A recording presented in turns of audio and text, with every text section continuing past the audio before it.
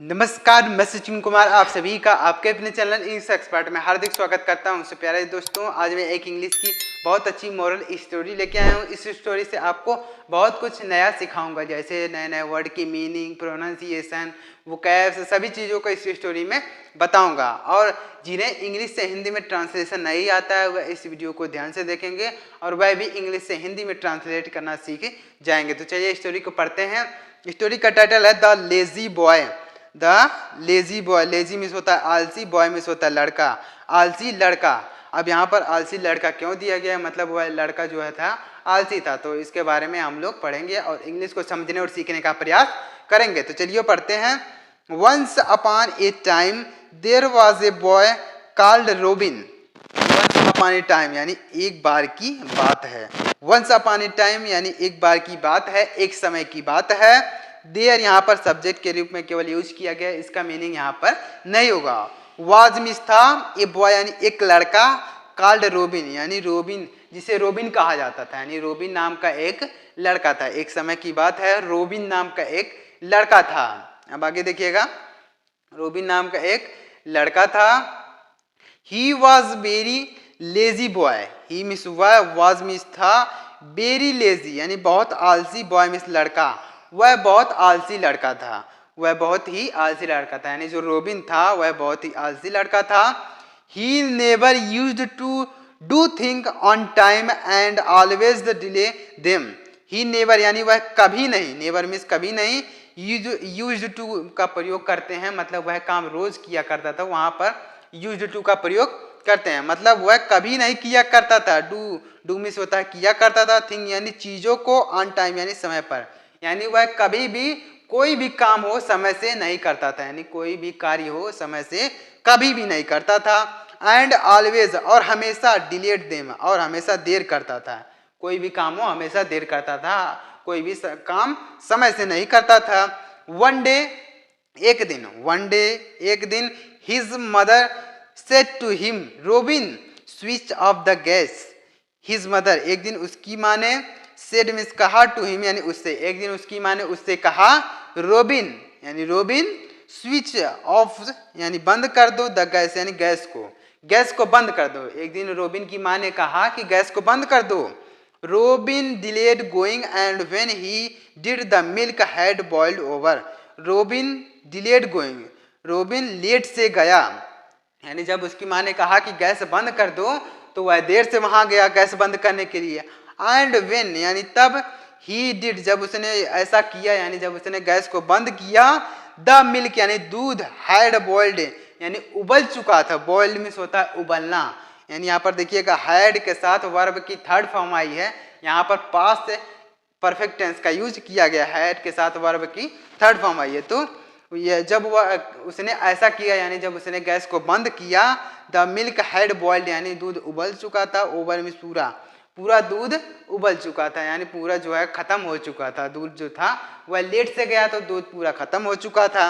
One day एक दिन, his father यानी उसके पिता ने, सेड मिस कहा, टू हिम यानी उससे, एक दिन उसके पिता ने उससे कहा, सन टाइम इज वैल्यूएबल, सन यानी बेटे, टाइम मिस समय, इज मिस है, वैल्यूएबल मिस होता है मूल्यवान, समय मूल्यवान है। एक दिन उसके पिता ने उससे कहा कि बेटा समय मूल्यवान है। One should always do thing on time, one should यानी हर किसी को, शुड मिस चाहिए, ऑलवेज मिस हमेशा, डू मिस करना, थिंग यानी चीजों को, ऑन टाइम यानी समय पर, यानी हर किसी को चाहिए कोई भी काम हो जिसका जो समय है वही उसी समय पर ही करना चाहिए। उसके पिता ने क्या कहा कि बेटा समय मूल्यवान है, कोई भी काम हो उसे समय से ही करना चाहिए, यानी हर किसी को चाहिए अपना काम समय से करना चाहिए। Robin did hear him but kept quite, robin यानी रोबिन ने, डिड हियर यानी उनको सुना, हिम इस उनको, रोबिन ने उनको सुना यानी अपने पिता की बातों को सुना, बट केप्ट क्वाइट लेकिन वह शांत रहा, उनके बातों को सुना लेकिन वह शांत रहा। वन डे एक दिन, he came to know that he had won the first prize in a quiz competition. He came to know यानी उसे पता चला, ही केम टू नो यानी वह जान गया, यानी उसे पता चला, दैट यानी कि, ही हैड ओन यानी उसने जीत लिया, ही हैड ओन यानी उसने जीत लिया दैट द फर्स्ट प्राइज यानी पहला पुरस्कार इन ए क्विज कंपटीशन यानी एक प्रश्नोत्तरी कंपटीशन में, यानी एक प्रश्नोत्तरी कंपटीशन में उसने फर्स्ट प्राइज जीत लिया है। दैट यानी कि he had participated in the, यानी दैट मीन्स होता है जिसमें, ही हैड पार्टिसिपेटेड यानी जिसमें उसने भाग लिया था, इन में यानी जिसमें उसने भाग लिया था एक प्रश्नोत्तरी कंपटीशन में वह भाग लिया था, तो उसमें जो है वह फर्स्ट प्राइज जीत लिया था, उसको मालूम चला, यानी रोबिन को जो है पता चला कि उसने एक कंपटीशन में भाग लिया था जिसमें उसने फर्स्ट प्राइज जीत लिया है। He was asked to collect the prize the same day.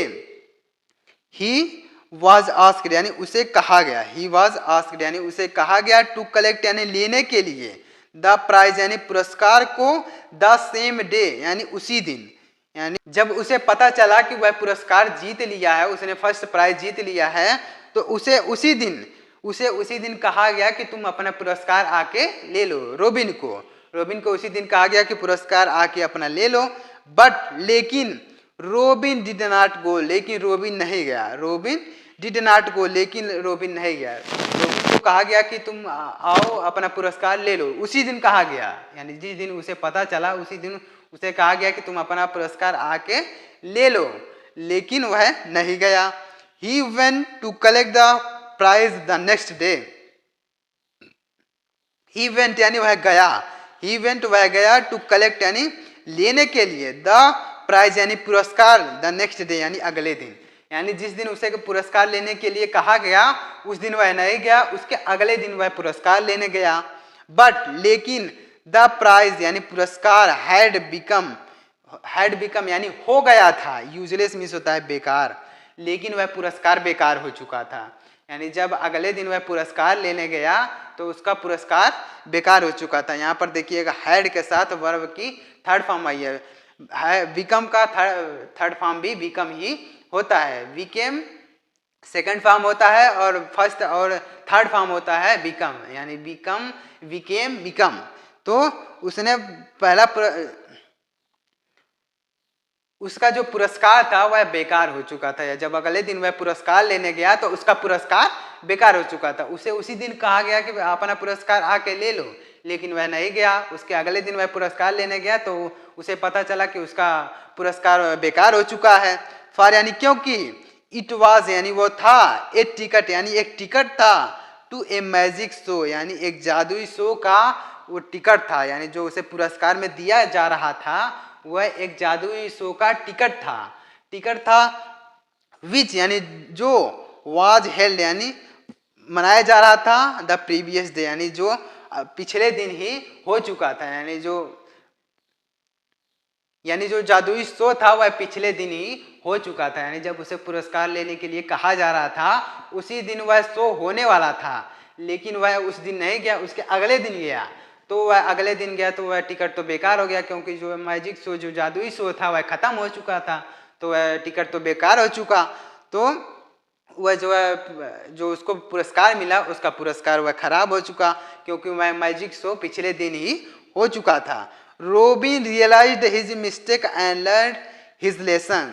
Robin को एहसास हुआ, हिज मिस्टेक यानी अपनी गलती का, एंड लर्न और सीखा, हिज लेसन यानी अपना सबक, यानी उसे अपनी गलती का एहसास हो गया और उसने एक सबक सीख लिया, यानी जब वह अपना पुरस्कार लेने उस दिन नहीं गया तो अगले दिन जब गया तो उसका पुरस्कार जो था वह बेकार हो चुका था, क्योंकि वह जो पुरस्कार में उसे जो दिया जा रहा था वह एक मैजिक शो का टिकट था, यानी जादुई शो का एक टिकट था। टिकट जो दिया जा रहा था उसी दिन मैजिक शो होने वाला था, तो उस दिन वह नहीं गया, उसके अगले दिन वह पुरस्कार लेने गया, तो जब वह गया तो वह पुरस्कार जो था यानी जो टिकट था वह बेकार हो चुका था, क्योंकि वह मैजिक जो शो था वह पिछले दिन ही हो चुका था। तो इस कहानी से हमें क्या मोरल मिलती है? Moral, do not delay doing thing. Do not delay यानी देर मत करें, डिले मीन्स होता है देर, यानी देर मत करो, डूइंग यानी करने में, थिंग यानी चीज़ों को, यानी किसी कार्य को, यानी किसी भी कार्य को करने में देरी मत करो, यानी कोई भी कार्य हो उसे समय से करो, देरी मत करो।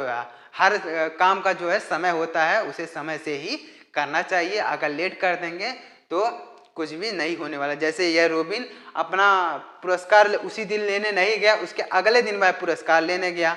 तो जब पुरस्कार लेने गया अगले दिन तो उसका पुरस्कार बेकार हो चुका था, क्योंकि वह एक मैजिक शो का टिकट था जो पिछले दिन ही शो हो चुका था, यानी उसे टिकट का कोई मतलब नहीं था और टिकट खराब हो चुका था।